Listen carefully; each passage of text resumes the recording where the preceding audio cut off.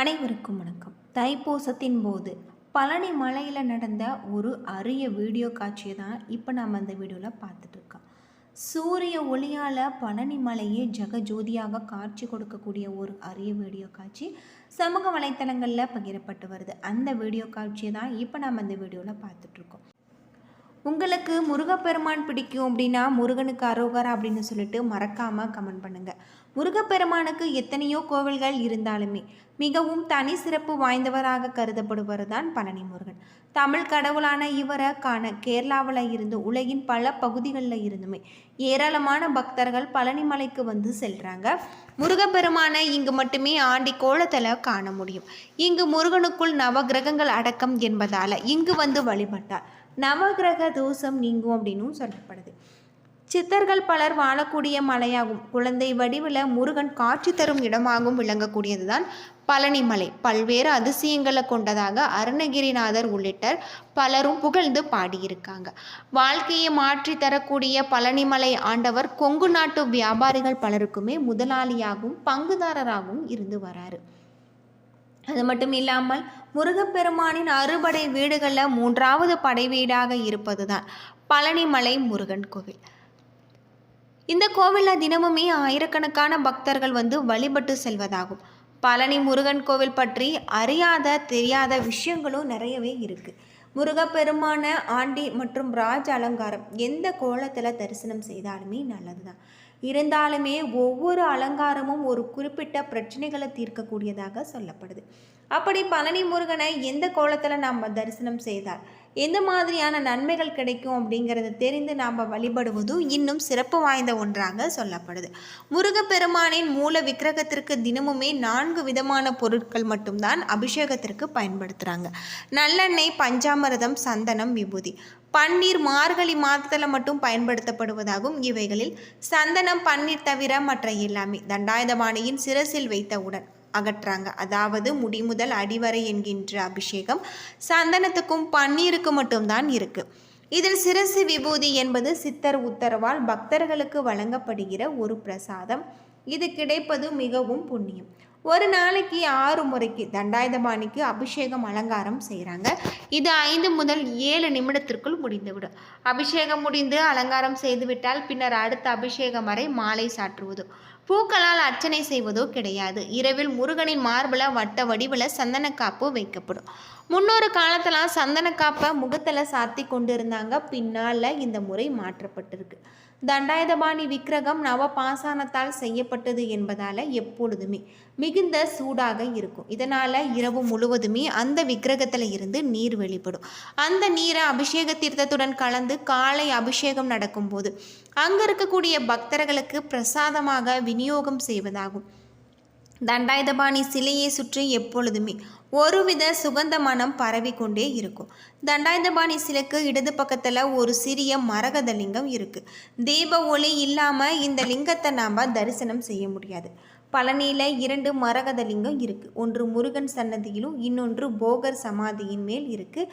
இந்த 2ஐயுமே போகர் பூஜை செய்வதாகவும் ஒரு தகவல் இருக்குது. தண்டாயுதபாணி சிலையை ராஜ அலங்கார கோலத்தில் நாம் தரிசனம் செய்ய வேண்டுமா, ஆண்டி அலங்கார கோலத்தில் நாம் தரிசனம் செய்ய வேண்டுமா, எது சிறந்தது என்ற சந்தேகம் பல காலமாக பக்தர்களுக்கு இருந்து வருது. பலருமே ஆண்டி கோலத்தில் முருகனை தரிசிக்கக்கூடாது என சொல்வதுண்டு. இது முற்றிலும் தவறானது. பழனி முருகனை ஆண்டி கோலத்தில் தரிசிப்பதற்கு அளவில்லாத பல சிறப்புகள் இருக்குது. முற்றும் திறந்த தவநிலை, அதாவது அலங்காரம் இல்லாமல் ஆண்டி கோலத்தில் பார்க்கும் பொழுது நமக்குள் ஒரு மெஞ்ஞானம் உண்டாகும். முற்றும் திறந்தவர்கள் குடும்பத்தில் பல நிலைகளை கடந்தவர்கள்.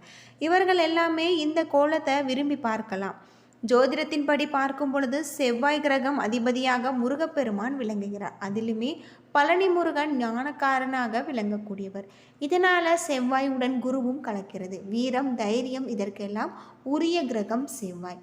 வீரம், தைரியம் இருந்தால்தான் எல்லோரையுமே எல்லாவற்றையுமே உதறி தள்ளிவிட்டு அவர் வந்து இங்கு நிற்க முடிந்தது. இதனால் நின்று போய் உடனே குரு வந்து விடுவார். செவ்வாயாக வீர வேசத்துடன் கிளம்பி குருவாக நிற்கிறார். இதனால் செவ்வாய் மற்றும் குருவின் அருள் பெற வேண்டும் என்பவர்கள் பழனி முருகனை வணங்கலாம் அப்படின்னும் சொல்லப்படுது. வழக்குகள் எல்லாம் நடக்கிறது, தீராத நோய்கள் எல்லாம் இருக்கிறது போன்ற பிரச்சனைகளுக்கு அலங்காரம் இல்லாத முருகனை வணங்குவதால் நன்று. மனக்குழப்பம் அடைந்து இருக்கிறார்கள், அவர்களை இந்த ஆண்டிக்கோள முருகனை வழிபாடு செய்யலாம். அவர்களுக்குள் மனநிலையில் மாற்றம் ஏற்படும். பேச இயலாதவர்கள், குறைபாடு உள்ளவர்கள், மன எழுச்சி, மன உளைச்சல் உள்ளவர்கள், இவர்கள் எல்லாமே ஆண்டிக்கோலத்தில் பார்த்தால் ஒரு சாத்வீகம், சமத்துவம் அவர்கள் மனதிற்குள் பாயும். பெண்ணிற்கு கல்யாணம் முடிக்க போகிறோம், பத்திரிகை அடித்து கும்பிட போகிறோம், வீடு கட்ட, விற்பது, வாங்குவது போன்ற என இருந்தாலுமே நாம் முருகனை வழிபடுவது இன்னும் சிறப்பு. ராஜகோலத்தில் பார்க்கும் பொழுது இன்னும் சிறப்பு வாய்ந்த ஒன்றாக சொல்லப்படுது.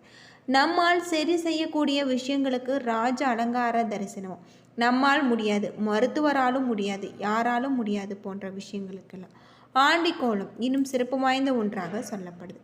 இப்படி நாம் முருகப்பெருமானை வழிபட்டு வருவதன் மூலம் நம்முடைய வாழ்க்கையில் இருக்கக்கூடிய அனைத்து விதமான பிரச்சனைகளும் தீரும் அப்படின்னு சொல்லப்படுது. முருகப்பெருமான மனம் ஒருங்கி நாம் வழிபட்டு வந்தோம்னா நம்முடைய வேண்டுதல்கள் அனைத்துமே தீரும் அப்படின்னு சொல்லாங்க.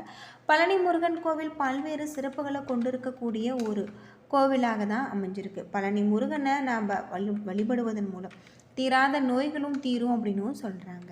நம்ம பாசான சிலையில் அபிஷேகம் செய்து தரப்படும் பழனி பஞ்சாமிரதத்தை சாப்பிடுவதால் நம்முடைய உடலில் இருக்கக்கூடிய அனைத்து விதமான நோய்களும் தீரும் அப்படின்னும் சொல்லப்படுது.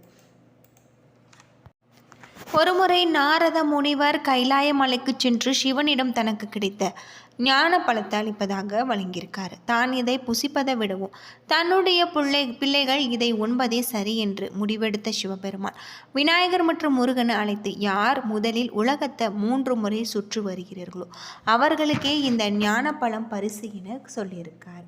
இதை கேட்டவுடன் முருகன் தன்னுடைய மயில் வாகனத்தில் ஏறி உலக சுற்ற கிளம்பியிருக்கார். ஆனால் விநாயகரோ சமயோகிதமாக தன்னுடைய பெற்றோரே தனக்கு உலகம் என்று கூறி சிவன் பார்வதியை 3 முறை சுற்றி வந்து ஞான பழத்தை பெற்று கொண்டிருக்கார்.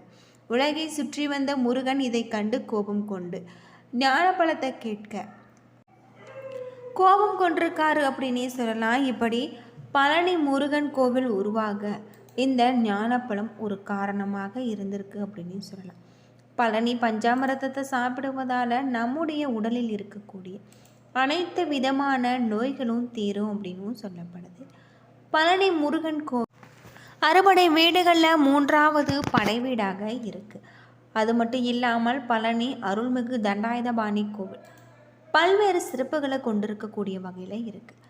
மூலஸ்தானத்தில் இருக்கக்கூடிய பழனி ஆண்டவருடைய திருமேனி போகர் சித்தரால் நவபாசானத்தால் உருவாக்கப்பட்டதாகும். இதனால் மூலவர் மீது அபிஷேகம் செய்யப்படும் பொருட்கள் எல்லா நோய்களையும் குணப்படுத்தும் வல்லமை கொண்டதாக சொல்லப்படுது. மலைகளில் மருந்து கிடைப்பது இயற்கை, ஆனால் ஒரு மலையே மருதாக அமைந்திருக்கு அபூர்வம். இந்த பழனி மலையில் திரு ஆவினங்குடி மற்றும் பழனி என்று அழைக்கப்படுவது சிறப்பு. பழனி மலை என்பதின் பெயராகும் பழனி மலையையும் மலை அடிவாரத்தில் இருக்கக்கூடிய திரு ஆவினங்குடி தலத்தையுமே உள்ளிட்ட நகரமே பழனி என அழைக்கப்படுவது இந்த தலம் பழனி என அழைக்கப்படுவதற்கு இன்னொரு காரணமாகவும் இருக்குது அப்படின்னு சொல்லலாம். திருவாவினங்குடி கோவிலில் அருகில் முருகப்பெருமானால் தோற்றுவிக்கப்பட்ட சரவண பொய்கை தீர்த்தமும் கோவிலில் உள்ளே மகாலட்சுமி, காமதேனு, சூரியன், பூமாதேவி, அக்னி முதலியவர்களின் சன்னதிகளும் இருக்கிறதாக சொல்லப்படுது. என்ன நண்பர்களே, இந்த வீடியோ உங்களுக்கு பயனுள்ள ஒரு தகவலை தந்திருக்கும்னு நினைக்கிறேன். வீடியோ பிடிச்சிருந்தா லைக் பண்ணுங்கள், ஷேர் பண்ணுங்கள், கமெண்ட் பண்ணுங்கள். இதுபோல் தகவலை தெரிஞ்சிக்க நம்ம சேனலை மறக்காமல் சப்ஸ்கிரைப் பண்ணிடுங்க. நன்றி நண்பர்களே.